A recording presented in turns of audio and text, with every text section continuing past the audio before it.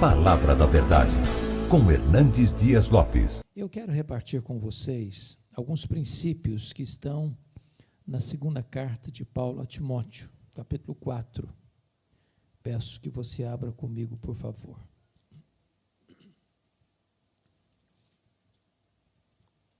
Segundo Timóteo 4, 6 a 18. Segundo Timóteo 4, 6 a 18.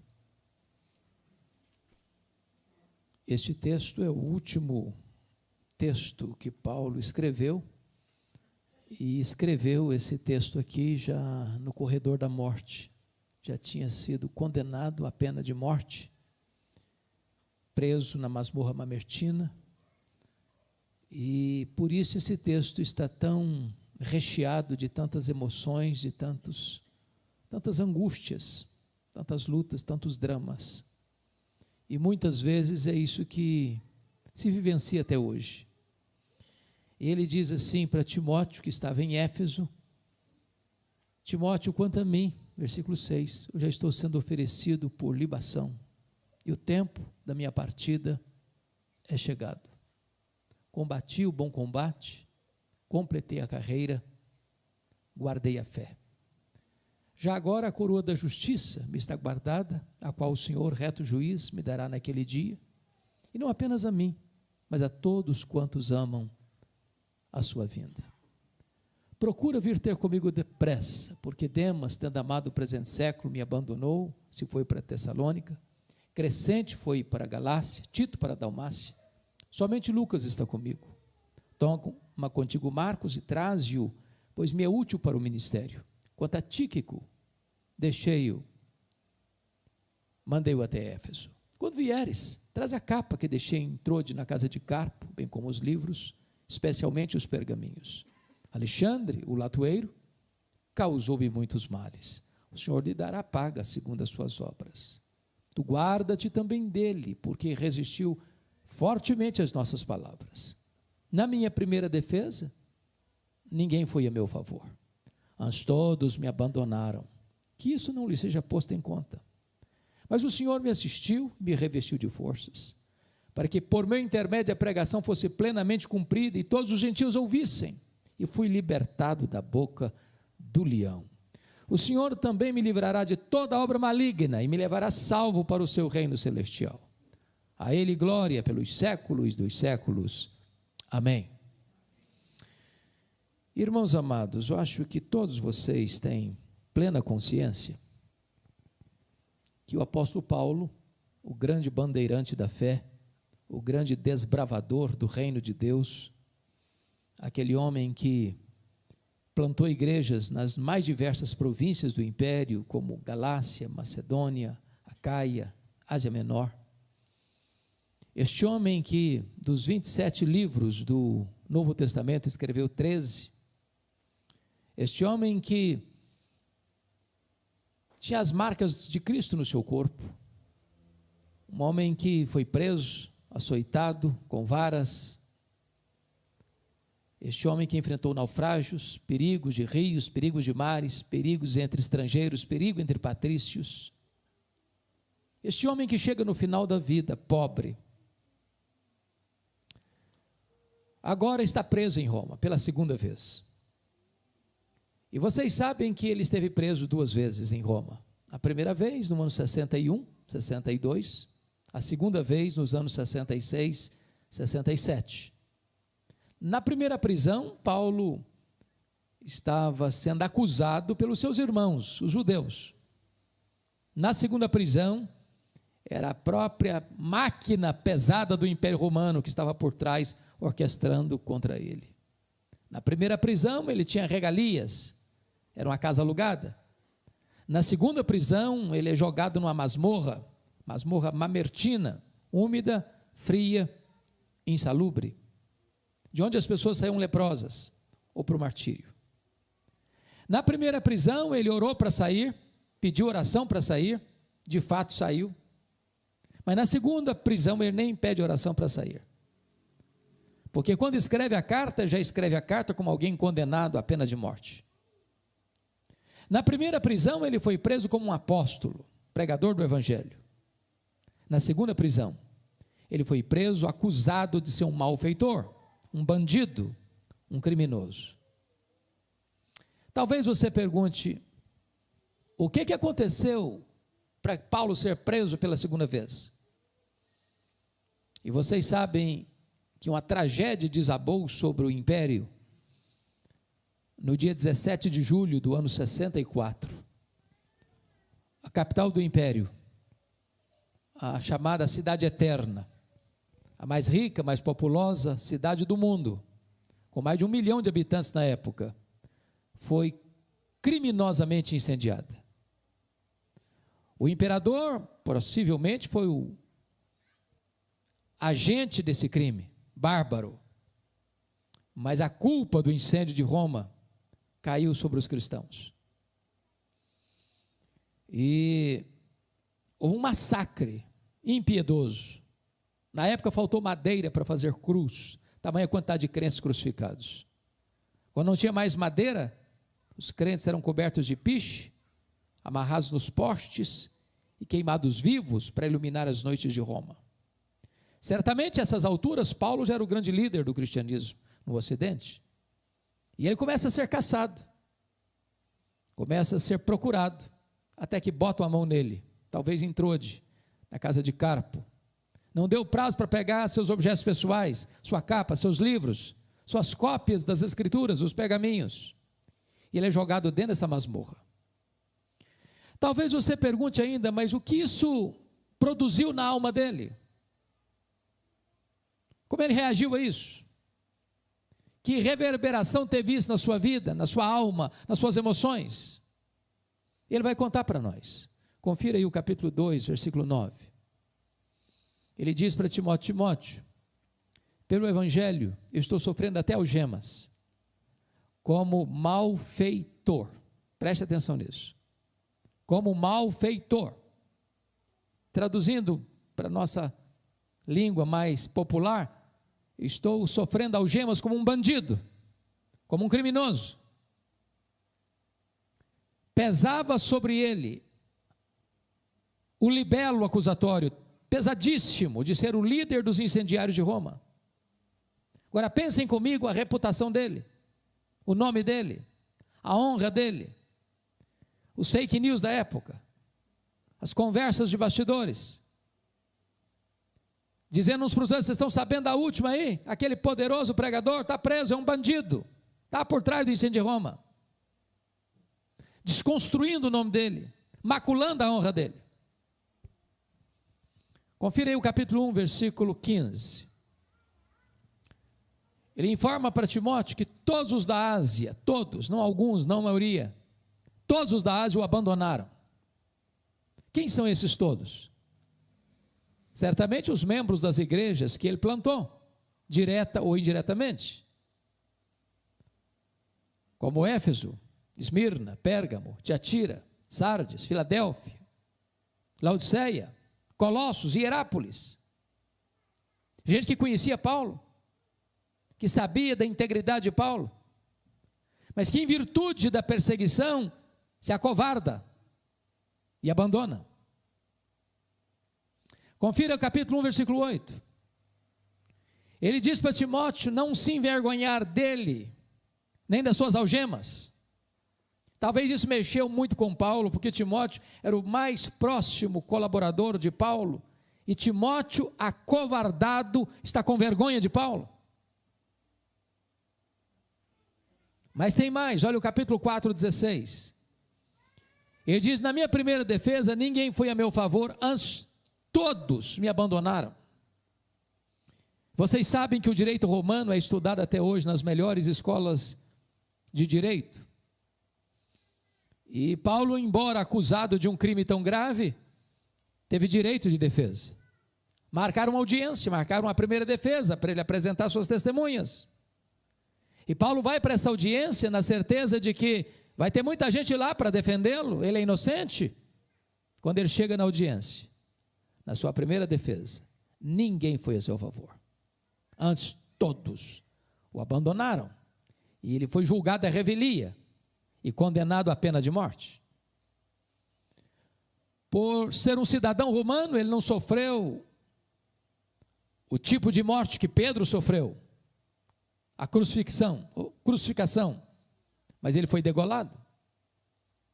Portanto, quando ele escreve esse texto que nós acabamos de ler, ele escreve esse texto como alguém já no corredor da morte, sentenciado à morte, aguardando o dia da sua execução. Agora eu pergunto a vocês, o que um homem em tal situação tem ainda a dizer? Para encorajar alguém? Para animar alguém? Nesse cenário cinzento, turbulento, dramático, tem para falar para você e para mim hoje, nesse dia, para encorajar o nosso coração. Então eu gostaria que nós olhássemos esse texto, extraindo daqui alguns princípios. O primeiro princípio, confira comigo, está no versículo 9. Procura vir ter comigo depressa. E o princípio é este: quando a crise bater à porta da sua vida, e bate, tenha humildade de pedir ajuda. Não fique sozinho. Irmãos, nós vivemos num território de multidões, mas nós vivemos na sala apertada da solidão. Temos muitos colegas, poucos amigos. Temos muita gente à nossa volta, mas poucas pessoas para quem temos coragem de abrir o coração. Todos nós precisamos de um ombro amigo, para que na hora que a coisa pegar, você tenha liberdade de dizer: corra para cá, eu preciso de você comigo. A crise chega, e quando a crise chega, a solidão é uma péssima companhia. Precisamos de amigos. Amigo é aquele que você abre o coração sem medo de ele puxar o seu tapete. Amigo é aquele que confronta você em particular e defende você em público. Amigo é aquele que chega quando todos já foram embora. Talvez um dos dramas mais dolorosos da nossa geração é a quantidade de líderes e até de pastores que têm cometido suicídio. E a pergunta é: meu Deus, por que ele não encontrou um amigo para abrir o coração, para pedir ajuda? Timóteo está sendo convocado para correr para Roma. E Paulo não é um super crente, ele é um homem que tem sentimentos, que precisa de ajuda, de um ombro, de alguém para abrir o coração, de alguém perto dele. Ele diz: Timóteo, procura vir ter comigo depressa. Segundo princípio, olhe comigo o versículo 10. Porque Demas, tendo amado o presente século, me abandonou. O princípio é esse: quando alguém decepcionar você, não faça registros de mágoas. Toque a sua vida, põe o pé na estrada e continue caminhando. O que eu vou lhes falar não é uma mera possibilidade, é um fato. As pessoas nos decepcionam. E nós decepcionamos as pessoas. Isso não é se, é quando. O problema é que você não administra isso. Você não administra o que as pessoas fazem com você, mas você pode administrar o que você vai tomar de decisão para reagir a esses fatos. Viktor Frankl, o pai da logoterapia, que ficou preso num campo de concentração nazista e sobreviveu, disse que a única coisa que ninguém pode tirar de você é o direito que você tem de fazer suas escolhas. As pessoas podem tirar sua liberdade, tirar seus bens, tirar sua família, tirar até a sua vida, mas elas não têm o direito de tirar de você o direito que você tem de tomar as suas decisões. Ela fala mal de você, você vai falar bem dela. Ela persegue você, você abençoa ela. Ela quer massacrar você, você ora por ela. Você é livre para tomar essa decisão. Se nós fizermos registros de mágoas pelas frustrações colhidas na vida, a gente perde a alegria, perde a paz, perde o foco. Se alguém lhe causou dor, se alguém um dia virou as costas para você, se num dado momento da vida você se sentiu abandonado, bote o pé na estrada e continue caminhando. Terceiro princípio, olha comigo o versículo 11. Toma contigo Marcos e traze-o, pois me é útil para o ministério. Eu gosto muito desse texto, mas ele só pode ser interpretado à luz de mais dois textos. O primeiro deles, Atos 13:13. Esse Marcos era o primo de Barnabé, o auxiliar dos dois missionários na primeira viagem missionária.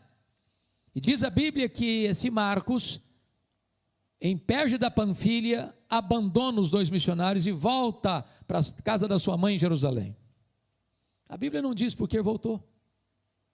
Talvez ele voltou porque era muito jovem e pensou que missões fosse turismo, se decepcionou.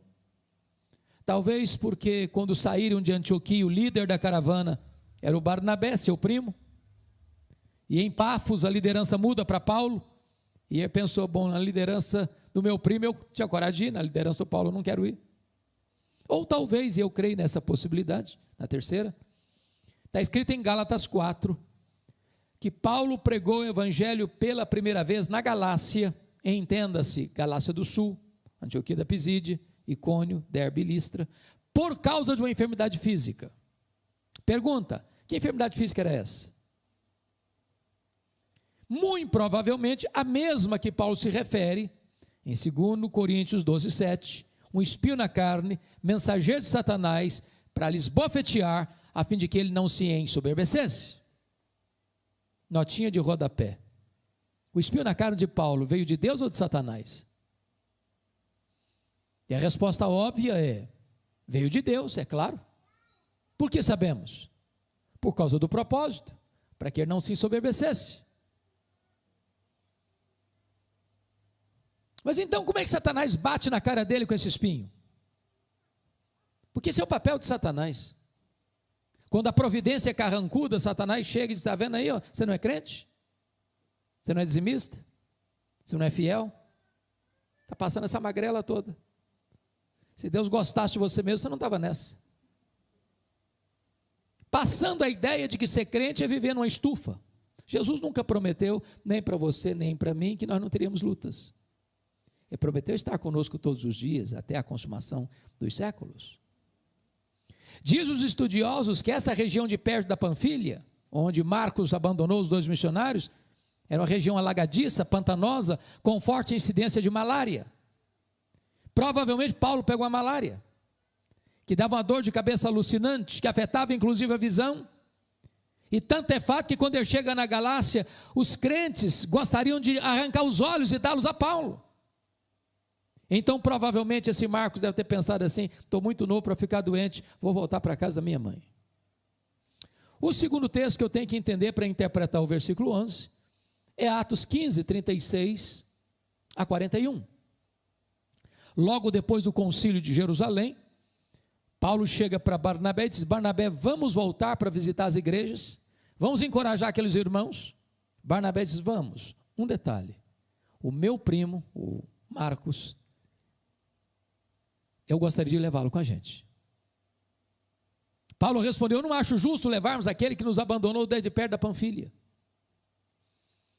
Diz o texto que houve tal desavença entre Paulo e Barnabé por causa do Marcos, que os dois não caminharam juntos. Portanto, por trás dessas palavras, tem uma crise muito maior do que aquela que foi registrada em termos tão educados, pelo menos. Eu acho que mais ou menos foi assim. Paulo chega para Barnabé e diz, Barnabé, eu estou tão animado com a decisão do concílio, foi tão clara, foi tão precisa, foi tão cirúrgica, decisão tomada, decisão escrita, decisão comunicada às igrejas, resolvido o problema doutrinário, agora estamos com o campo aberto para voltarmos. Vamos voltar, Barnabé? Vamos sim, Paulo, eu estou muito animado, mas você lembra do meu primo? Mas é claro, né? Pois é, ele quer voltar com a gente. Paulo fechou a cara. Paulo diz, não, Barnabé, comigo ele não vai não. Ô Paulo, ele amadureceu, comigo ele não vai não. Ô Paulo, mas você está sem radical, comigo ele não vai não. Ô Paulo, vamos dar uma chance para o menino, comigo ele não vai, Barnabé, pronto. Agora pense comigo uma coisa, se não tivesse um Barnabé na vida do Marcos, você já se sentiu descartado alguma vez? Persona não grata alguma vez? Alguém um dia chegou para você, olha, com você eu não trabalho? Você não serve para ser meu parceiro de equipe? Não acredito no seu dom, não acredito no seu talento, não acredito no seu chamado, não acredito que você tenha habilidade, ou não acredito que você tenha maturidade. Barnabé pega o Marcos e leva para Chipre. Mais tarde, Pedro discipula o Marcos. E a primeira pessoa a escrever o evangelho nas escrituras foi Marcos. O primeiro evangelho a ser escrito. Deus coloca Silas na vida do Paulo, e Paulo tem uma outra jornada, um outro itinerário, e Deus abençoa de uma maneira poderosa, porque a liderança da igreja não deve brigar não, viu gente, mas às vezes briga. Agora até quando a liderança briga, o plano de Deus não pode ser frustrado, porque agora em vez de uma caravana tem duas. Mas agora Paulo está no final da vida, fazendo uma espécie de faxina, lembrou do Marcos. Aí ele escreve para Timóteo assim, ô Timóteo, meu filho, quando você vier, você traz o Marcos aí com você, ele me é útil para o ministério. Sabe o que Paulo está nos ensinando aqui, irmãos, como princípio? Você nunca é tão grande como quando você é humilde. Você não perde a sua autoridade espiritual por reconhecer um erro e pedir perdão. O que Paulo está nos ensinando é que nós devemos construir pontes de reconciliação, onde um dia nós cavamos um abismo de mágoa. O que Paulo está nos ensinando é que nós não temos o direito de tocar o nosso ministério, deixando pessoas feridas pelo meio do caminho. O que Paulo está nos ensinando é que nós não estamos preparados nem para viver, nem para morrer, se temos pendências de relacionamentos que precisam ainda ser resolvidas. Quarto princípio. Olha comigo, por gentileza, o versículo de número 14 e 15. Alexandre o latoeiro causou-me muitos males, o Senhor lhe dará paga segundo as suas obras. Tu guarda-te também dele, porque resistiu fortemente às nossas palavras. O princípio por trás é o seguinte: quando alguém deliberadamente fizer um mal a você, tome a decisão de perdoar e entregar esta causa para Deus. Os estudiosos dizem que esse Alexandre o latoeiro foi quem delatou o apóstolo Paulo, culminando na sua segunda prisão e no seu consequente martírio. Agora, me permitam uma pergunta. Como é que você reage quando alguém deliberadamente faz mal a você? Qual a sua atitude? Eu sei que vocês são pessoas tão maravilhosas e tão crentes e tão espirituais, que vocês já chegaram naquele estágio da vida e que ninguém mais fala mal de vocês, não é isso? Como é que você reage? Paga na mesma moeda? Devolve o troco? Ou dá o troco? Se vinga? Bom, crente não faz essas coisas, né, irmãos? Ou faz? Talvez você diga assim, fulano, eu não vou fazer não. Mas o seu dia vai chegar. E quando o seu dia chegar, minha vitória vai ter sabor de mel. Não, esse não é o nosso papel. Nosso papel é perdoar e entregar essa causa para Deus. Irmãos, perdoar não é coisa fácil, mas perdoar é uma necessidade vital se nós queremos uma vida saudável, emocionalmente saudável. Não tem vida saudável, não tem casamento saudável, não tem família saudável, não tem igreja saudável sem perdão, não tem. Nós não somos uma pessoa perfeita, nós não viemos de uma família perfeita, nós não nos casamos com uma pessoa perfeita, nós não temos filhos perfeitos, nós não frequentamos uma igreja perfeita, então nós vamos ter queixas uns dos outros num dado momento ou no outro da vida. É só ler as cartas, é só ler o Novo Testamento. Às vezes a gente pensa que as igrejas lá do primeiro século eram igrejas assim, quase que glorificadas na terra. Não, eles eram pessoas igual você e a mim, com lutas, com dramas, com crises, com conflitos. O que fazer?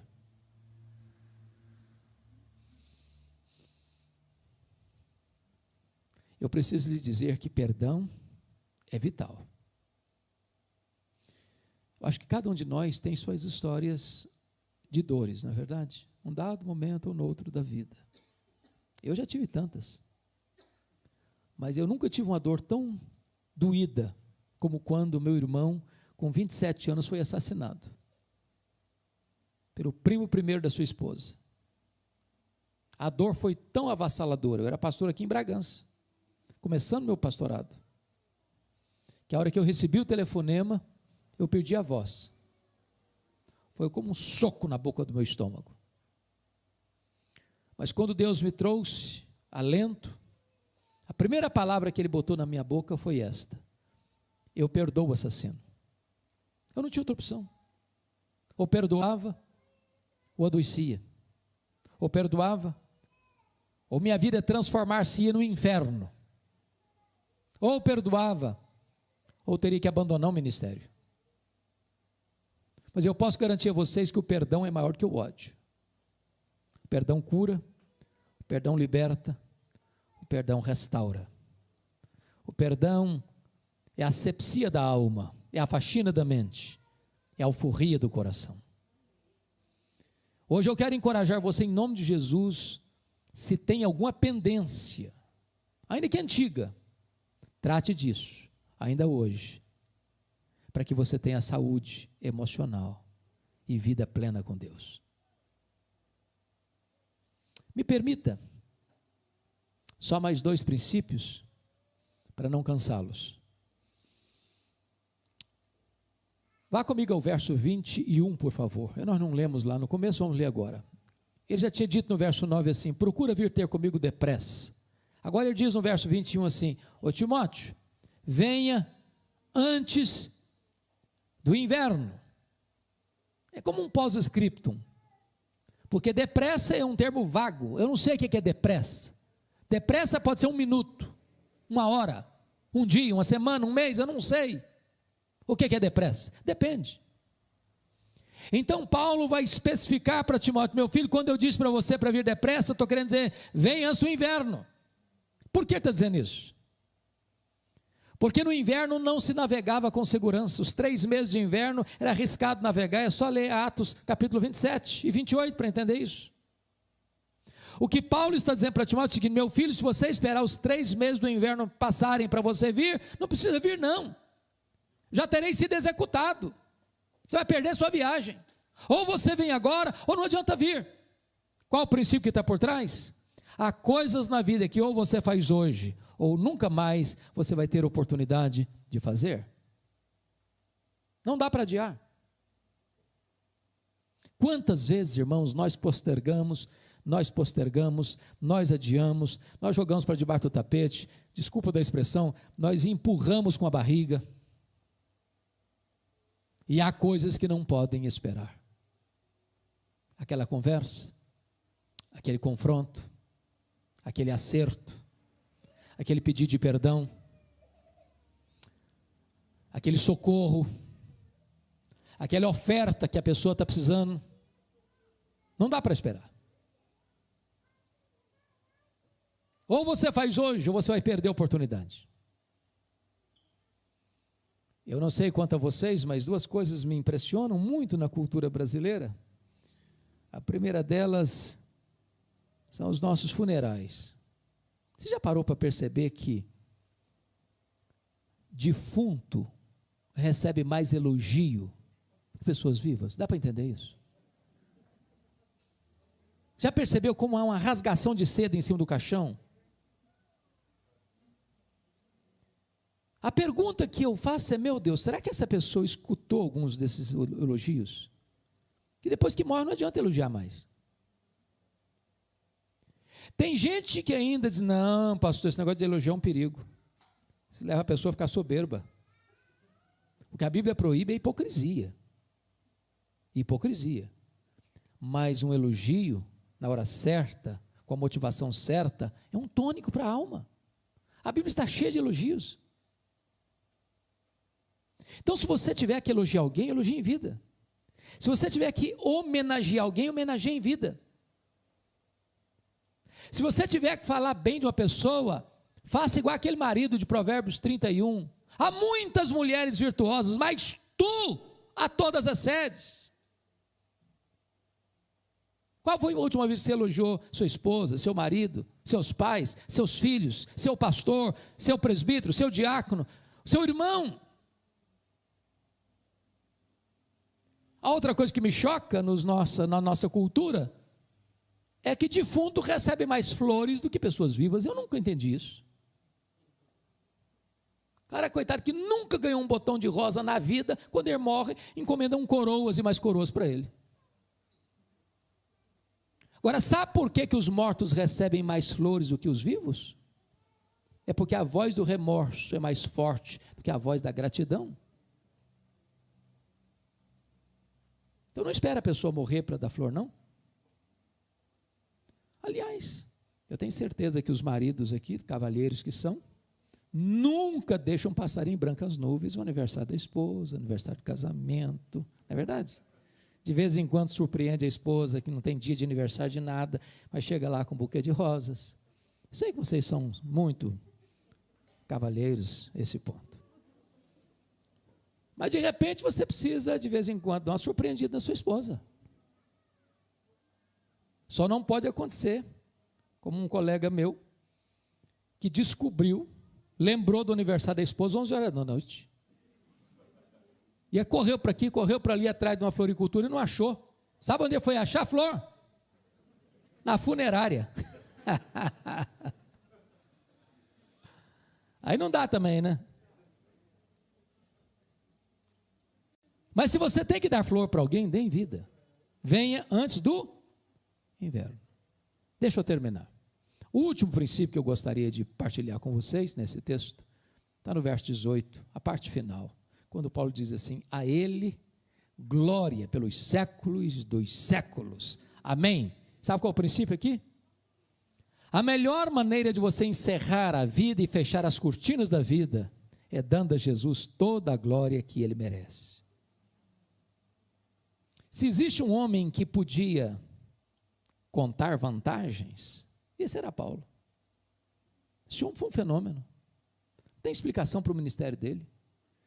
Quando eu leio a Bíblia, eu fico com vergonha. Com muita vergonha de mim mesmo. Irmãos, Paulo chega em Éfeso, uma cidade na época com 300 mil habitantes, sem Bíblia impressa, sem folheto, sem rádio, sem televisão, sem literatura, sem zap-zap.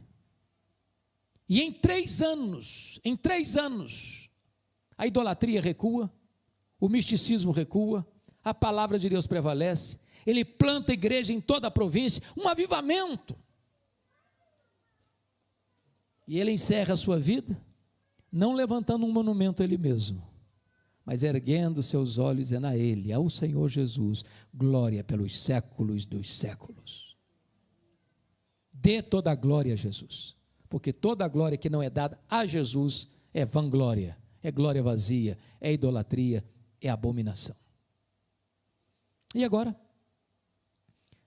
Paulo vai sendo levado para ser executado, e ele, nessa conjuntura da sua execução, faz uma avaliação da sua vida, e ele avalia o passado e diz no verso 7, eu combati o bom combate, eu completei a carreira, eu guardei a fé. Ele faz uma avaliação do seu presente no verso 6 e diz, eu já estou sendo oferecido por libação e o tempo da minha partida é chegado. Ele faz uma avaliação do seu futuro no versículo 8 e diz, já agora a coroa da justiça me está guardada, a qual o Senhor reto juiz me dará naquele dia, não apenas a mim, mas a todos quantos amam a sua vinda. Como é que você avaliaria a sua vida hoje? Pelas lentes do retrovisor. Como é que foi o seu passado? Olhando para agora, Como é que você está oferecendo a sua vida para Deus? Olhando para o futuro. Quais são as suas garantias e as suas convicções? Que Deus nos ajude, não importa a circunstância, a viver esses princípios. A Ele, ao nosso glorioso Redentor, a honra, a glória e o louvor. Amém.